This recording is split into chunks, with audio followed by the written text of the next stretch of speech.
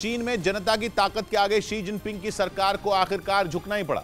खबर है कि कोरोना महामारी के आने के बाद पहली बार वहां लोगों को सख्ती में ढील दी गई, जिसके लिए वहां पिछले 2 हफ्ते से आंदोलन चल रहे थे। जब पूरी दुनिया में लोगों को कोरोना के नियमों में ढील दी जा चुकी थी, तब भी चीन के लोग सख्त क्वारंटीन में थे।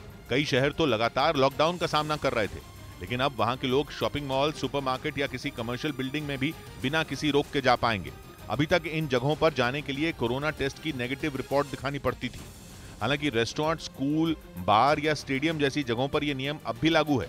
दूसरी तरफ लॉकडाउन के नियमों में भी छूट दी गई है। इसे चीन में आंदोलनों की बड़ी जीत माना जा रहा है।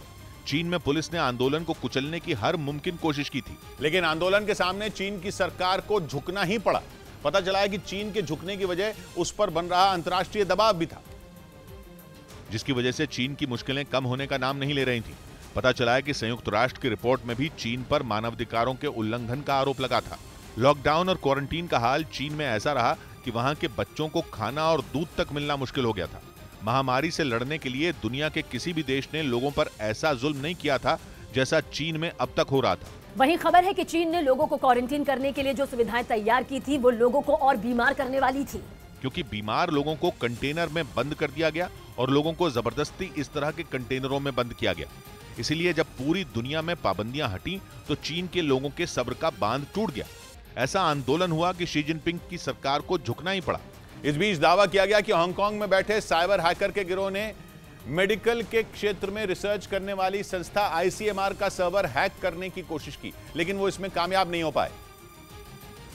हालांकि दावा किया गया कि उन्होंने पिछले कुछ दिनों में एक नहीं बल्कि 6000 से ज्यादा बार आईसीएमआर के सर्वर को हैक करने की कोशिश की, लेकिन वो हर बार नाकाम रहे। हाल ही में एम्स का सर्वर हैक करने की खबर सामने आई थी, जिसकी जांच चल रही है। इधर दिल्ली में हनी ट्रैप के आरोप में पुलिस ने नमरा कादिर नाम की यूट्यूबर को गिरफ्तार कर लिया। आरोप है कि इस यूट्यूबर ने कारोबारी को रेप के झूठे केस में फंसाने की धमकी दी थी और आरोप है कि उस कारोबारी को हनी ट्रैप में फंसाकर उसने 80 लाख रुपए लूटे थे, जिसकी जानकारी मिलने के बाद पुलिस ने उस यूट्यूबर को गिरफ्तार कर लिया। इस मामले में पुलिस उसके पति की भी तलाश में जुटी है।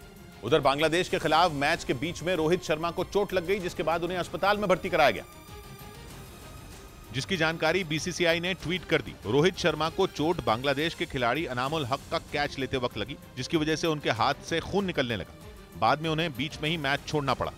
इस बीच पाकिस्तान के चुनाव आयोग ने इमरान खान को उनकी अपनी ही पार्टी के अध्यक्ष पद से हटाने की तैयारी शुरू कर दी, जिसके बाद माना जा रहा है कि इमरान खान जल्द ही पाकिस्तान तहरीक-ए-इंसाफ के चीफ के पद से हाथ धो सकते हैं। और अगर ऐसा हो गया तो इमरान खान का राजनीतिक जीवन खत्म हो सकता है, क्योंकि इमरान खान को ही उनकी पार्टी पीटीआई का कर्ता धर्ता माना जाता है। कहा जाता है कि उन्होंने इस पार्टी को खून पसीने से सींचकर पाकिस्तान में एक बड़े राजनीतिक दल के रूप में खड़ा किया और अब उनको ही पीटीआई के अध्यक्ष पद से हटाने की प्रक्रिया शुरू हो गई। पाकिस्तान के मीडिया के मुताबिक वहां के चुनाव आयोग ने इमरान खान को इसके लिए नोटिस भी भेजा और उन्हें ये नोटिस तोशखाना केस में भेजा गया है।